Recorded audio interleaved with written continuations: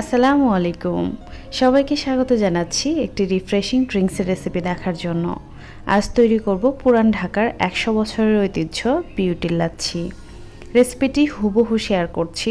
যারা খেয়েছেন তারা সবাই জানেন এই লাচ্ছির স্বাদ কতটা অতুলনীয়। আজকে আমি 3 গ্লাস লাচ্ছির জন্য আনুমানিক পরিমাপটা দিচ্ছি, তবে সব উপকরণই আপনার টেস্ট অনুযায়ী অ্যাডজাস্ট করে নিতে পারবেন।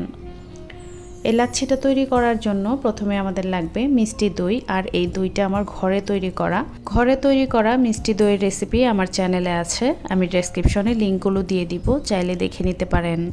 লাচ্ছি তৈরি করার জন্য নর্মাল পাতিল ব্যবহার করছি, আর এই ধরনের পাতিলেই কিন্তু বিউটির লাচ্ছি তৈরি করা হয়। এখানে আমি 1.5 কাপ পরিমাণ দই দিয়ে দিচ্ছি। এই লাচ্ছিটা মূলত মিষ্টি দই দিয়েই তৈরি করা হয়, তবে যারা ডায়েট করেন তারা টক দই দিয়েও এই লাচ্ছিটা তৈরি করতে পারবেন। 1/2 কাপ পরিমাণ কুচি করা বরফ দিয়ে দিচ্ছি। এরপর দিচ্ছি চিনির শিরা। পুরান ঢাকায় কিন্তু অনেক ঘন শিরা ব্যবহার করে। আমি এখানে 3 টেবিল চামচ পরিমাণ চিনি 1 কাপ পানি দিয়ে জাল করে নিয়েছি, আর 1 চিমটি পরিমাণ লবণ দিয়েছিলাম। এরপর এরকম একটা ডাল ঘুটনি দিয়ে খুব ভালো মতো ঘুটে নিতে হবে। যাদের বাসায় ব্লেন্ডার আছে তারা ব্লেন্ডারও তৈরি করতে পারেন, তবে পুরান ঢাকায় কিন্তু এই পদ্ধতিতেই লাচ্ছিটা তৈরি করা হয়। ব্লেন্ডারে লাচ্ছি তৈরি করলে অনেক বেশি ফেনা হয়, আর এভাবে তৈরি করলে কিন্তু ফেনাটা একটু কম হয়। এরপর আমি আরও 1 কাপের মতো পানি দিয়ে দিচ্ছি। আরও একবার খুব ভালো মতো সব কিছু মিশিয়ে নিব। এরপর যে চামচ দিয়ে তুলে একটু চেক করে দেখতে পারেন সব কিছু ঠিক আছে কিনা।